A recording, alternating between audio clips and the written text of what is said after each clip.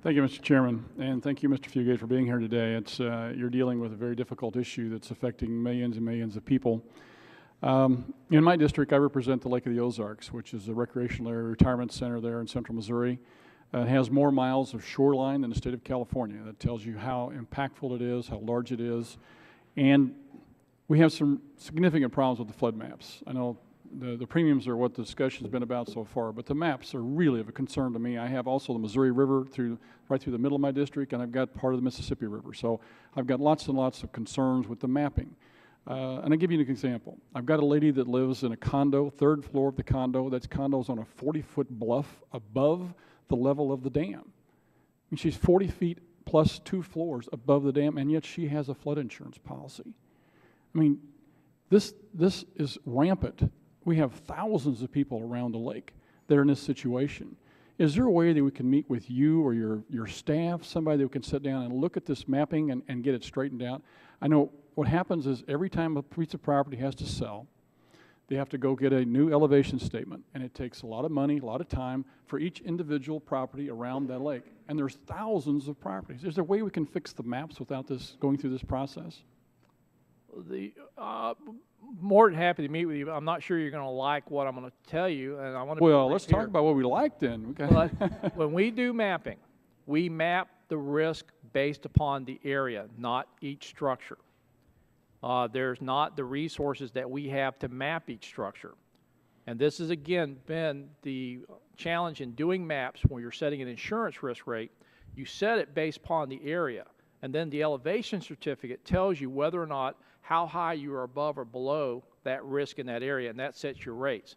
The program has never been resourced, meaning funding, to do a structure-by-structure risk-based analysis. It's been based upon you establish that for the community, for the neighborhood, for the block, and then you determine by that elevation certificate what that risk is relative to insurance. And so that is an additional step in cost. And that is why for Write Your Owns, this is not an easy policy to administer. There's been questions about what it costs and what our percentages are that they receive. But okay, my question is, would you be willing to have your staff or somebody like yourself to meet with us and sit down and work through this? Absolutely.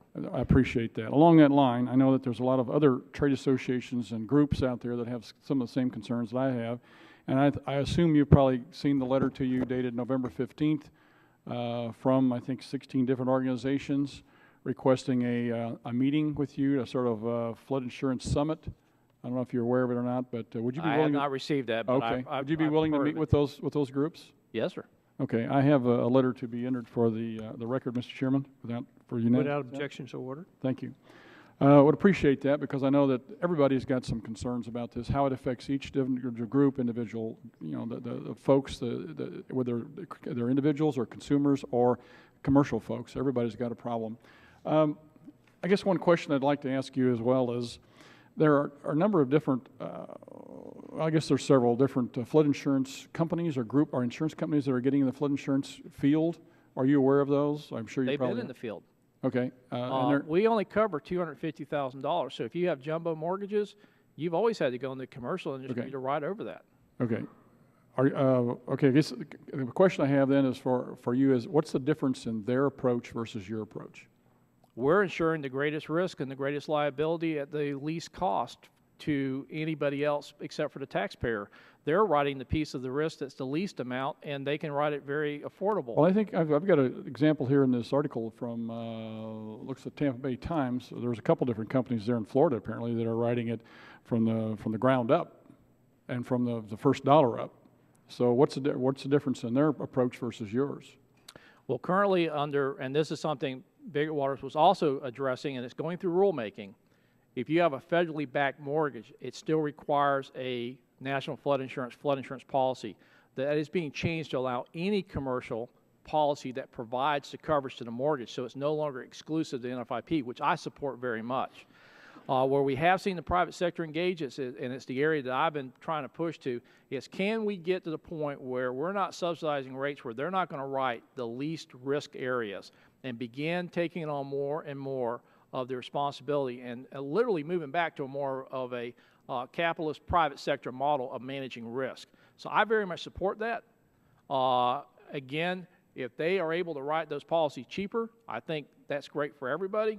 And as to the details of theirs and ours, it depends upon what they're writing. But right now, we're required to write the policies of service to federally insured mortgages. And when that rule change occurs, that's going to open that market up.